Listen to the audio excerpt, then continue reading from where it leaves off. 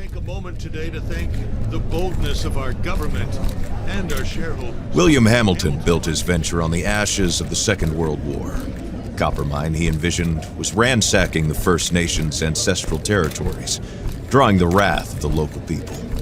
It definitely took nerves of steel to stay the course, despite all this hostility. Before long, in the face of William Hamilton's cold and uncompromising stance, the petitions and peaceful protests turned into sabotage, vandalism, and other criminal acts. The industrialist's private properties also encountered the wrath of the demonstrations. Carl Faubert, a veteran of the Korean War, was hired from Montreal as a private detective to shed some light on this whole thing. But at the end of his long journey to northern Quebec, the detective did not only encounter property damage, he also came face to face with the corpse of William Hamilton. The strangeness only kept building throughout the investigation. A powerful, unseasonable blizzard hit the region. Bodies frozen in unbreakable ice appeared. The local fauna began to act strangely and aggressively. Carl Faubert began to doubt his own sanity. The detective felt the weight of a gaze, as if he were at the mercy of a powerful, feral creature waiting for the right moment to attack. Carl's fear was taking over, overpowering his reason.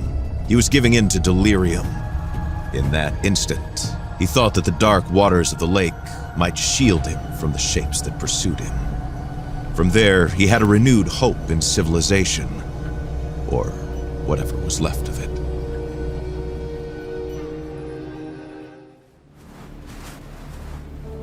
Carl left his refuge, knowing that he was headed to a more comfortable but otherwise ominous place, Hamilton's mansion.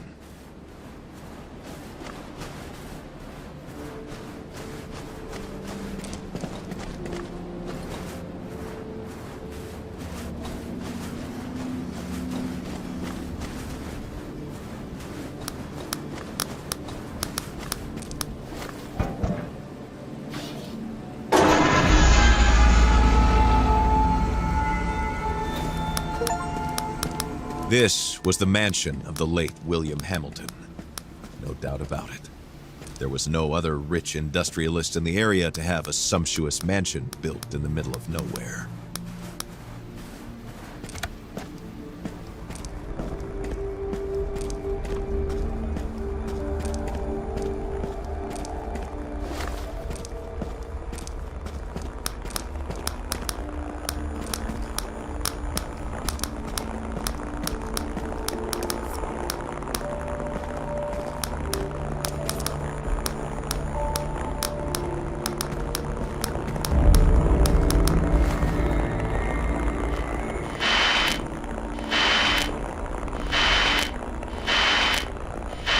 Si vous entendez ceci, ce message est crucial. Trouvez un endroit où vous mettre à l'abri. Ne sortez qu'en dernier recours. Si vous...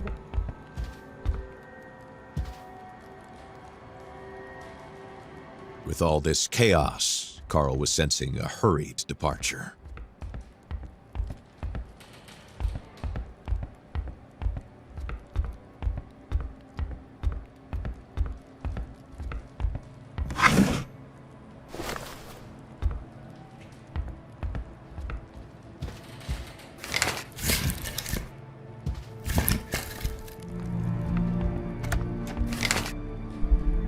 Carl could feel his muscles weakening, his breath wheezing, his body going numb.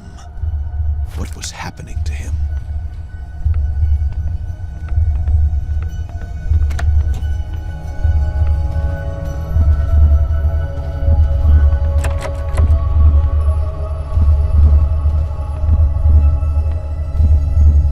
The floor was rocking. The walls seemed to be running from Carl's hands as he tried to steady himself. Something was not right. Carl's thoughts were twisting in his head, making him dizzy.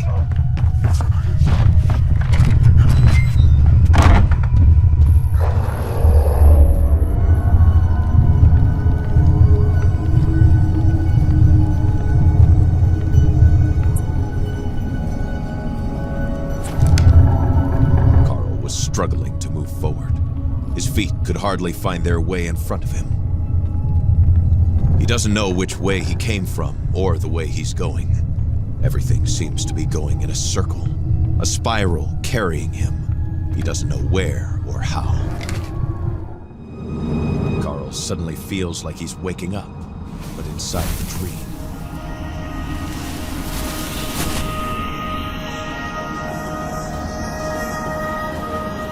The cold hits him suddenly, like a bucket of freezing water. Had he completely lost it? Or was he supposed to accept the manor's strange architecture, suddenly leading him to the middle of nowhere? These imposing structures seem to come from the depths of time, or from the moon landing, or even from his own mind, clouded after an afternoon nap. The detective had no idea how it worked, but the stones seemed to slide on the rails smoothly as soon as the totem pole was rotated.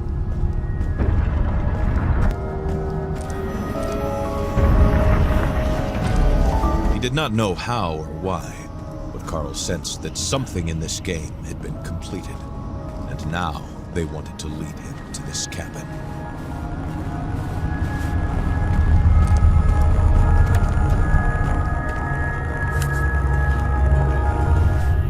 The stone that resonated in the room must have been one of the fragments HMC had been seeking. If he isolated it, Carl hoped he might come to his senses. The pulse of the stone invaded Carl's mind, and he felt a strange, dark presence take shape near him.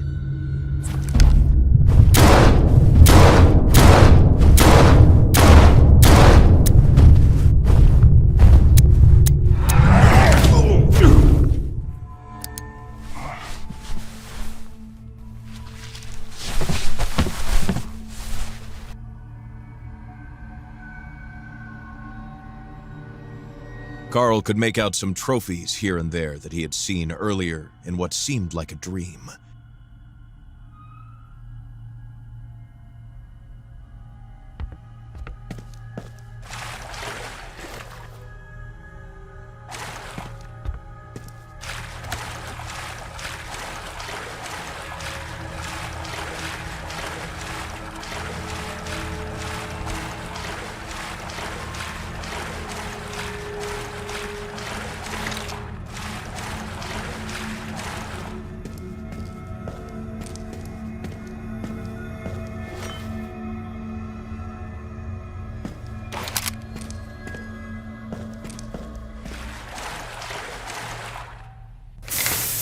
The whistle slowly dying down like a kettle going out meant only one thing for Carl. Mission accomplished.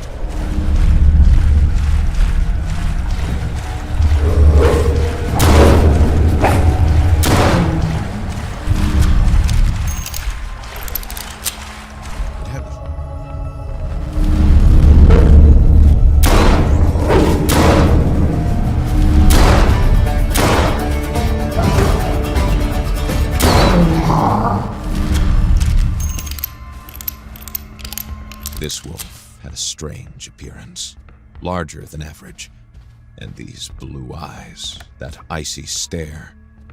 Carl felt an instinctive terror rise in him.